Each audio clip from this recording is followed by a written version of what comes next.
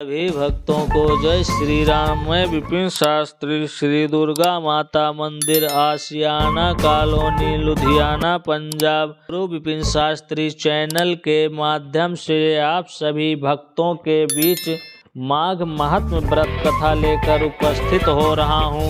21वां अध्याय।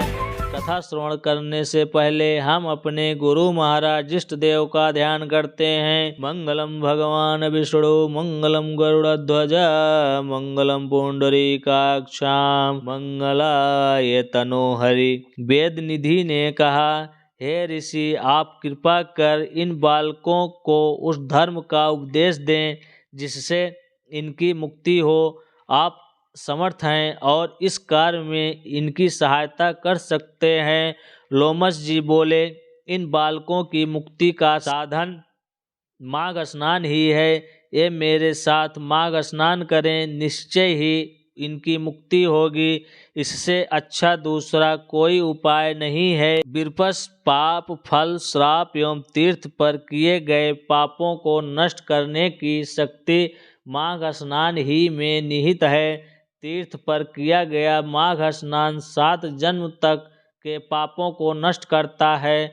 मुनिजनों का कहना है कि वह सभी पाप जिनका कोई प्रायश्चित नहीं दिखाई देता, वह माघ स्नान के द्वारा ही नष्ट हो सकते हैं।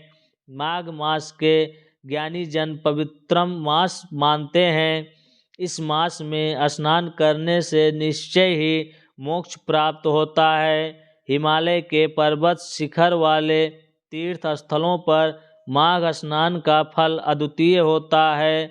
अच्छेद में माघ स्नान स्वर्ग दिलाता है। बदरी वन में स्नान से मोक्ष होता है। नर्मदा के जल में माघ स्नान करने से पाप एवं दुखों का नाश होता है और शिवलोक प्राप्त होता है। यमुना में किया गया माघ स्नान पाप मुक्त करके सूर्यलोक में पहुँचाने वाला है। सरस्वती में स्नान करने से अधनाश होता है और ब्रह्मलोक की प्राप्ति होती है। विशाखा और माघ स्नान आवागमन से मुक्त करने वाला है। श्री गंगा जी का माघ स्नान विष्णु लोक प्राप्ति का श्रेष्ठ साधन है। तृप्ति, सरयू, गंडक, सिंधु, चंद्रभागा, कोशिकी, गोदावरी, भीमा, पयोसड़ा, कृष्णा, वाणिका, कावेरी, तुंगभद्रा आदि समुद्र में जाने वाली नदियों में माघ स्नान करने वाले पाप रहित होकर स्वर्ग को पाता है। नैमिष में स्नान से विष्णु लोक, पुष्कर में स्नान करने से ब्रह्मलोक प्राप्त होता है। कुरुक्षेत्र में स्नान करने से इंद्रलोक और देव सरोवर स्नान के द्वारा उत्तम फल प्राप्त होता है। हे विप्र, मकर के सूर्य होने पर माघ मास में स्नान करने से रुद्रगण और देवकी नंदी के स्नान से देवताओं की देह प्राप्त होती है।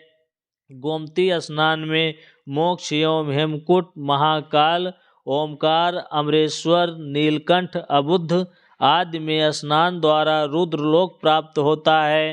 माघ में नदियों के संगम पर स्नान करने से जो पुण्य लाभ होता है वह सबसे श्रेष्ठ है। प्राणियों की सभी कामनाएं पूर्ण होती हैं। प्रयागराज का माघ स्नान तो बड़े भाग्य से प्राप्त होता है। इसके प्रभाव से प्राणी आवागमन के बंधन से मुक्त हो जाता है। जो 3 दिन भी माघ स्नान कर लेते हैं वह महापातक की होने पर भी नरक में नहीं जाते हैं। प्रयागराज में माघ स्नान करने वाले सफल सिद्धियों और संपदा को प्राप्त करते हैं। उसके द्वारा राजसूय यज्ञ से भी अधिक फल प्राप्त होता है। हे विप्र, एक समय अवति नगर में वीरसेन नामक राजा हुआ। उसने नर्मदा के तट पर राजसूय यज्ञ किया और 16 अश्वमेध यज्ञ भी किए। उसने बहुत सा सोना और अन्न दान में दिया। उसने सहस्रों गौ ब्राह्मणों को दान दी। उसके ही राज्य में समस्त धर्मों से त्यागा भद्रकी नामक एक मूर्ख दुराचार ब्राह्मण था। वह कुलीन था और खेती करता था। कुछ दिनों बाद जब उसका मन खेती में न लगा तो वह आलसी बना घर में पड़ा रहने लगा। तब क्रोध करके भाइयों ने उसे घर से निकाल दिया।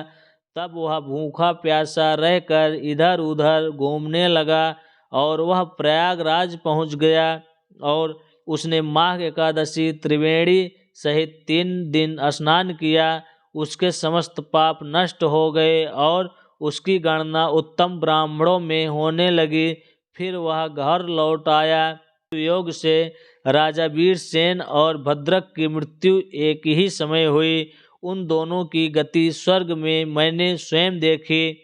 हे विप्र, राजसूय यज्ञ करने वालों को पुनः गर्भ में आना पड़ता है, परंतु त्रिवेणी में माघ स्नान करने वाले मोक्ष प्राप्त करते हैं। वह पवित्र जल सभी पापों को नष्ट करने वाला है। विद्वानों का कथन है कि स्नान करने वाले समस्त पापों से मुक्त होकर उत्तम गति को प्राप्त करते हैं।